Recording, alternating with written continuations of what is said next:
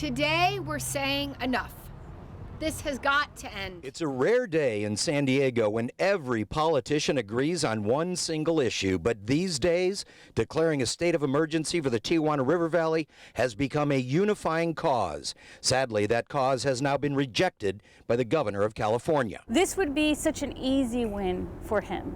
Why? I can't speculate as to why. Do I know that if this emergency were to be happening elsewhere, like La Jolla or Santa Barbara or Marin County, we would have a very different situation. So is it because we're a majority community? I don't know. Is it because we're close to the border and nobody cares? I don't know. Unfortunately for generations of families who have been poisoned by Mexican sewage in the South Bay, the governor of California doesn't seem too concerned.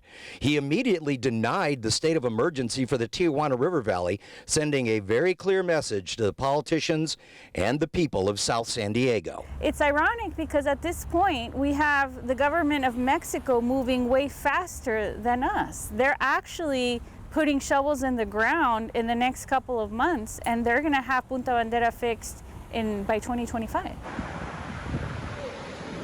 After so many decades of illegal dumping, this environmental crisis has also become an issue of national security. The Navy SEALs train here, and sometimes they get poisoned here. The Border Patrol is now reporting record illness along the Tijuana River Valley. Yet motion is denied from the governor of California, who claims to be at the forefront of the environmental movement. That aren't necessarily just sewage, they're chemicals, they're heavy metals. They already are receiving hazardous pay for that exposure. They've suffered injuries related to that. We have our nation's elite training in coastal waters that are polluted with God knows what. It's so unfair. It shouldn't be happening.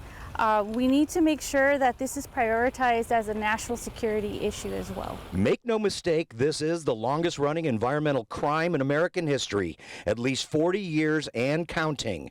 During this entire time, the Mexican government has turned their heads and let it get worse. Now it appears our own governor is turning his head too. That's why I'm going to keep calling on him every single day. Today is the 615th consecutive day that our beaches to the south have been closed, and that's absolutely egregious, absolutely unacceptable. We need him to step up to the plate. Now that the emergency declaration has been denied both at the state and federal level, the mayor of Imperial Beach is keeping track of just how many billions of dollars are being spent out of Washington, D.C. for so-called emergencies. The Biden administration right now is requesting $40 billion additional dollars for a variety of emergencies around the world, most of it going to the war in Ukraine, thousands of miles away. But there is $4 billion for the border crisis, not the pollution, but the immigration border crisis. According to the mayor of Imperial Beach, just $1 billion out of that $4 billion would solve this pollution crisis once and for all, but that money is not headed this way. We're in Imperial Beach. Dan Plant, KUSI News.